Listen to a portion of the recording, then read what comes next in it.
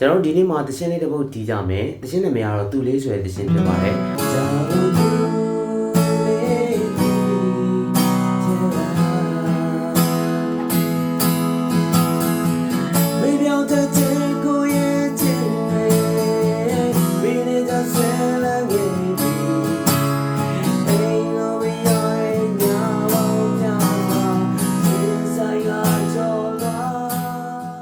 ဒီတခြင်းကိုတော်တော်များများတီးကြတဲ့ပုံစံစလုံးမျိုးနဲ့တီးကြတာများတယ်ဒီနေ့မှာကျွန်တော်စလုံးမျိုးနဲ့တော့မတီးပြဘူးဒါပေမဲ့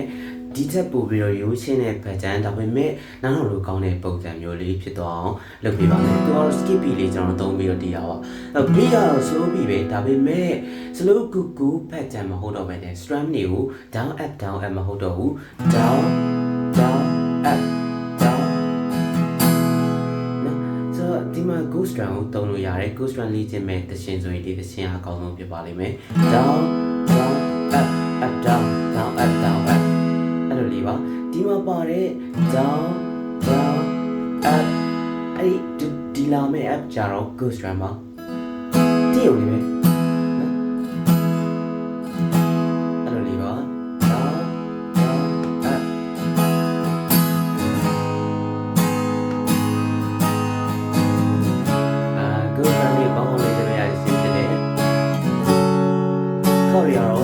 C A minor E minor D minor G key C ထဲမှာပါတာပဲဒီဟာကိုရတယ်ဆိုလို့ရှိရင် key C ကိုရတယ်ဆိုရင်ဒီတခြင်းကိုတီးလို့ရပါတယ်เนาะအဲ့တော့ကဲစကြည့်အောင်ကျွန်တော်တို့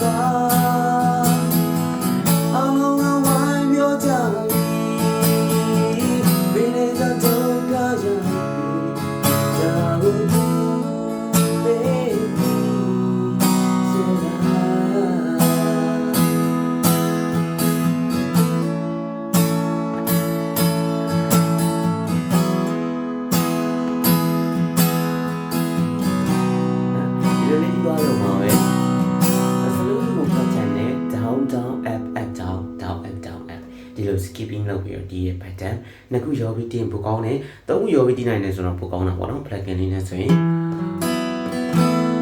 သူလေးနာတော့ရှင်းပြဝင်ပေးပါဦးရှစ်တဲ့ကိုရဲ့စိတ်တွေထိန်ရှုံးလို့မရတော့ဘူးဒါကိုသူလေး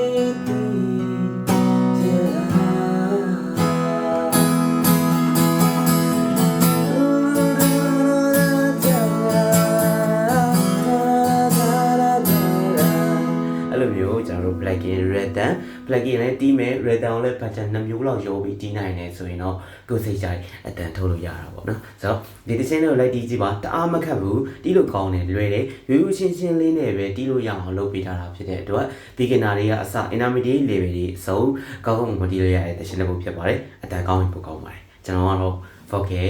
trainer မဟုတ်ဘူးပြီးတော့ကျွန်တော်အတန်လည်းတိတ်မကောင်းတော့တခြင်းနည်းနည်းလိုဝက်ဆက်ရှိနေတာပေါ့နော်တကယ်အတန်ကောင်းတဲ့လူတွေဆိုရင်တော်တော်လေးကောင်းပါပါအားလုံးလည်းကျေးဇူးအများကြီးတင်ပါတယ်thank you